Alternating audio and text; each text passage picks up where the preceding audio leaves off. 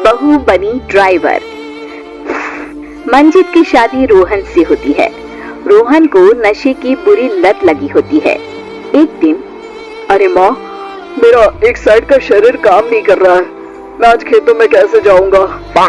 अरे बेटा, ऐसा ना बोल, तेरे पापा के जाने के बाद से तू ही घर चलाने का सहारा है। मैं डॉक्टर को बुला लाती हूँ। देखिए बहन जी, रोहन के शरीर के एक साइड में लकवा है, अब वो कभी ट्रैक्टर नहीं चला पाएगा। घर में मनहूसियत का माहौल हो जाता है। लीजिए माँ जी, रोटी खा लीजिए। अरे बेटा, मुझे तो भविष्य की चिंता हो रही है। मेरा एक ही बेटा है और वो भी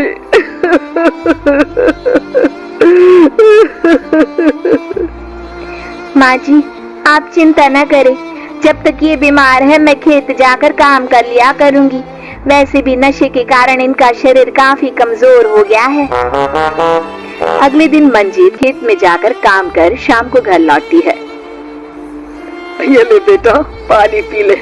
कैसा रहा काम का पहला दिन?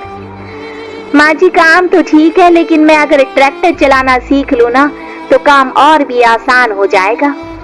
अरे बेटा, दुनिया क्या कहेगी कि औरत होकर ट्रैक्टर चला रही है?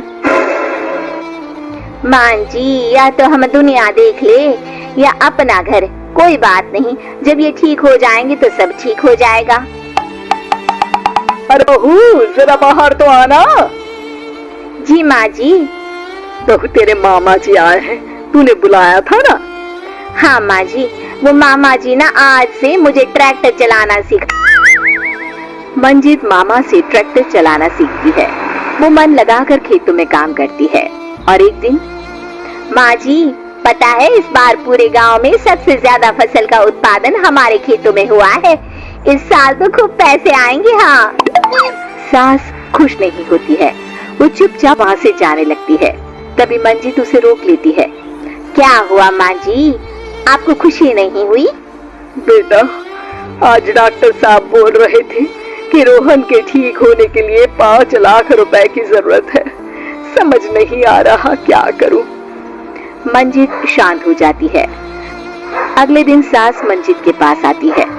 बेटा, ये मेरे गहने हैं, इसे अपने गहनों के साथ जोड़कर सुनार को दिया। जितने पैसे हो लिया, डॉक्टर को आज ही देने हैं।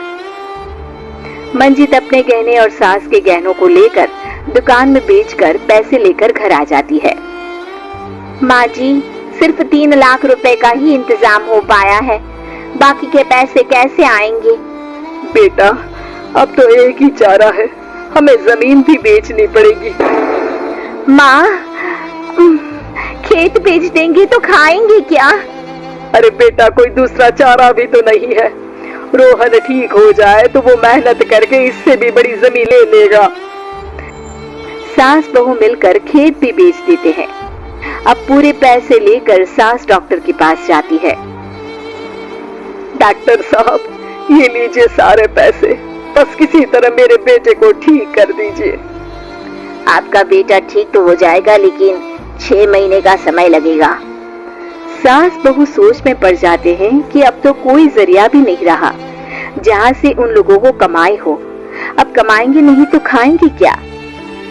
माँ जी, मेरे माता पिता ने लड़की होने के कारण मुझे ज्यादा पढ़ाया लिखाया नहीं, लेकिन ट्रैक्टर चलाना सीखकर मैं कुछ काम करने के लायक तो हो ही गई हूँ। अरे बेटा, ट्रैक्टर अब कहाँ चलाएगी, खेत तो बिक गए हैं। माँ जी, मैं किसी और के खेतों में दिहाड़ी में काम कर लूंगी, कुछ तो पैसे आएंगे ही ना। ये कहकर मंजीत काम करना शुरू कर देती है। जैसे तैसे उन पैसों से गुजारा चल ही रहा था। माँ जी, पास के अस्पताल से मुझे नौकरी के लिए ऑफर आया है। पैसे भी ये 4 गुना ज्यादा मिलेंगे और अब खाने पीने दवाई के साथ हम कुछ पैसे भविष्य के लिए भी जोड़ पाएंगे। लेकिन काम क्या है बहू?